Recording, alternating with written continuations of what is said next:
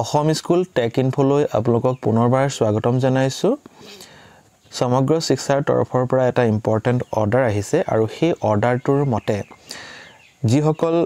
staff বা যিসকল কৰ্মীয়ে সমগ্ৰ শিক্ষা অসম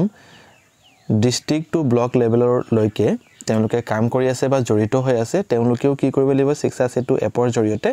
1 এপ্ৰিলৰ পৰা এটেন্ডেন্স দিয়াটো বাধ্যতামূলক কৰি দিয়া হৈছে আৰু সেই কাৰণে তেওঁলোকক ওৱান টাইম সেলফ ৰেজিষ্ট্ৰেচন আৰু তেওঁলোকৰ in time and out time কেনে ধৰণে শিক্ষা সেতুৰ এটেন্ডেন্স দিব লাগে তাৰ কাৰণে ডিস্ট্ৰিক্ট আৰু ব্লক এমআইএস অফিচিয়েল সকলে এটা ট্ৰেইনিং প্ৰদান কৰিব বুলি অৰ্ডাৰত প্ৰকাশ কৰিছে ইয়াৰ উপৰিও বিভিন্ন বিদ্যালয়ে ইতিমধ্যে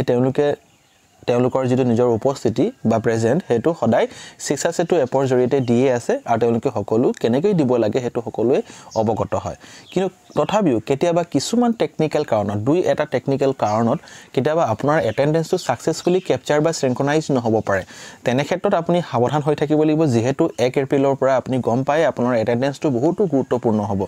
যেতিয়া আপুনি বিদ্যালয়ত প্ৰথমতে উপস্থিত হয় তো প্ৰথম আপোনাৰ প্ৰধান কামটোই হৈছে আপোনাৰ এটেন্ডেন্স দিয়াটো সেই কাৰণে আপুনি সদায় প্ৰথমতে এইটো কথা নিশ্চিত কৰি ল'ব যে মোৰ এটেন্ডেন্সটো সুচাৰুৰূপে মানে সিনক্ৰনাইজ হ'লে নহল তাৰ কাৰণে আপুনি যেতিয়া শিক্ষা সেতু এপত এটেন্ডেন্স দিয়ে এটেন্ডেন্স দিয়াৰ সময়ত আপোনাৰ ধুনিয়াকৈ আপোনাৰ ফেসটো ক্যাপচাৰ কৰিলে আপোনাৰ এটেন্ডেন্সটো গ্ৰীন হৈ গল কিন্তু কেতিয়াবা কিছুমান কাৰণত এটা কাৰণত হ'ব পাৰে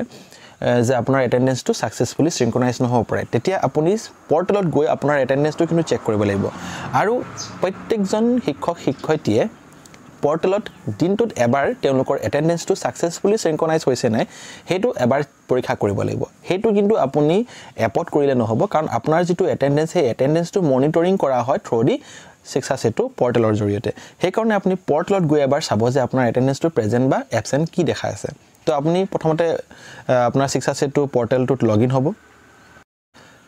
আপুনি যেতিয়া শিক্ষা সেতু অসম যেটা সাৰ্চ কৰিব এনেকুৱা ধৰণৰ এটা ইন্টাৰফেস পাব ইয়াতে প্ৰথমতে আপোনাৰ যেটো ক্ৰেডেনশিয়েলছ বোৰ প্ৰয়োজন হয় ইউজাৰ নেম আৰু পাসপোৰ্ট হেবোৰ দি পিনে আপোনালোকে প্ৰথমতে লগইন হৈ ল'ব লগইন হোৱাৰ পাছত আপোনালোকে এনেকুৱা এটা ইন্টাৰফেস পাব এই ইন্টাৰফেসটোত আপোনালোকে এটেন্ডেন্স সেকশনটোত যাব এতিয়া ইয়াত এটেন্ডেন্স 0 এটো কাৰণে দেখুৱাই আছে কাৰণ মই ভিডিওটো খুব সোনকালে প্ৰস্তুত কৰি আছো